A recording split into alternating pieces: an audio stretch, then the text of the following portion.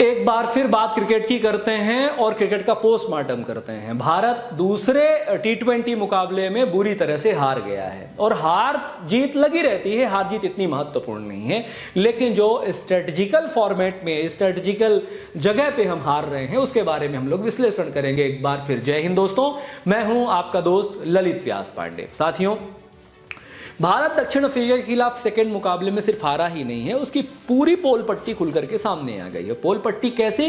रणनीतिक तौर पर एक बार फिर शुभमन गिल के पोजीशन को लेकर T20 टूर्नामेंट में पोजीशन को लेकर सवालिया निशान उठाए जा रहे हैं। 14 मुकाबले हो गए हैं और उन 14 मुकाबलों में भाई साहब ने एक भी हाफ सेंचुरी नहीं लगाई है और 145 से कम का भी स्ट्राइक रेट है। और दूसरी बहुत महत्वपूर्ण बात यह है कि आप ओपनर के तौर पर भारतीय टीम में बल्लेबाजी करते हुए दिखाई दे रहे हैं।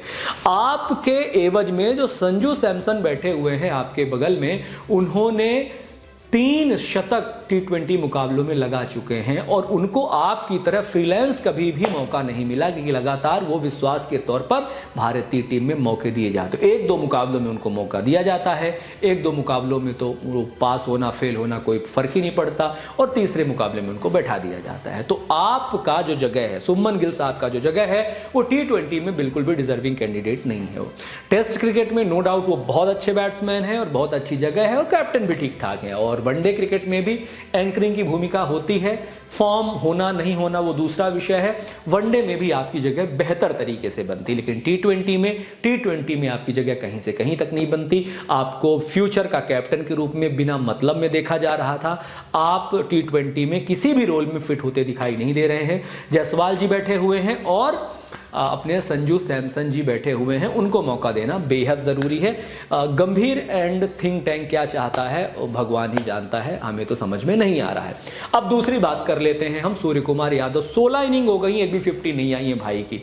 और कैप्टेंसी आपकी कैसी चल रही है तो टीम पर डिपेंड करता है। रोहित शर्मा और अपने राहुल द्रविड़ साहब ने जो टीम बनाई थी उसके आधार पर लगातार टीम जीतती चली आ रही थी।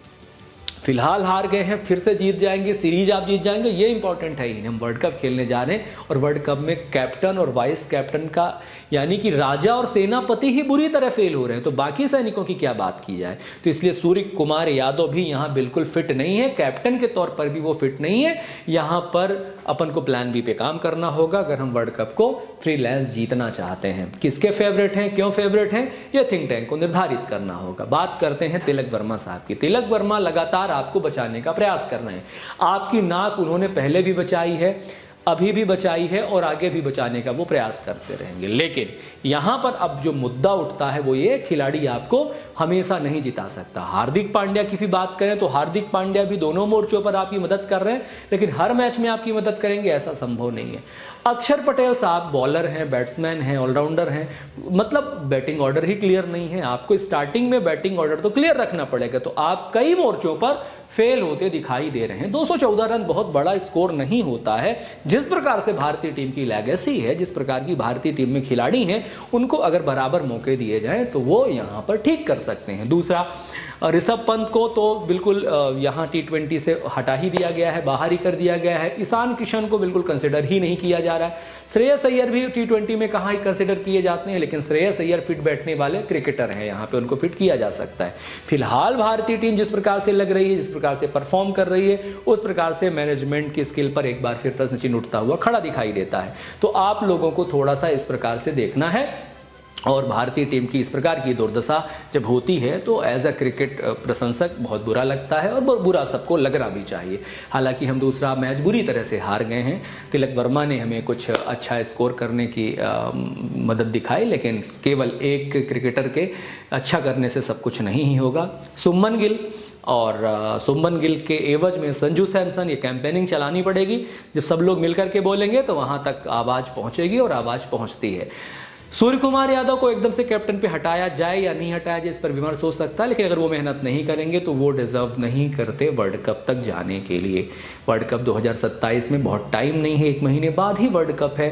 तो टीम का स्ट्रक्चर कैसे बदला जाए, कैसे नहीं बदला जाए। हालांकि जिद्दी आदमी है अपना जो कोच है, और वो किसी भी काम का नहीं है यार, वो फालतू में उसको वहाँ पे बैठा के रखा है। उसको 27 से पहले ही नमस्ते कर दो, या तो वर्ल्ड कप के बाद नमस्ते कर दो। ये 2026 में फरवरी में होने वाला है। अजीब है, है, मतलब थोड़ा सा वातावरण वैसा ही बना हुआ है। खैर, ध्यान रखिए अपना। जय हिंद, जय भारत, वंदे मातरम।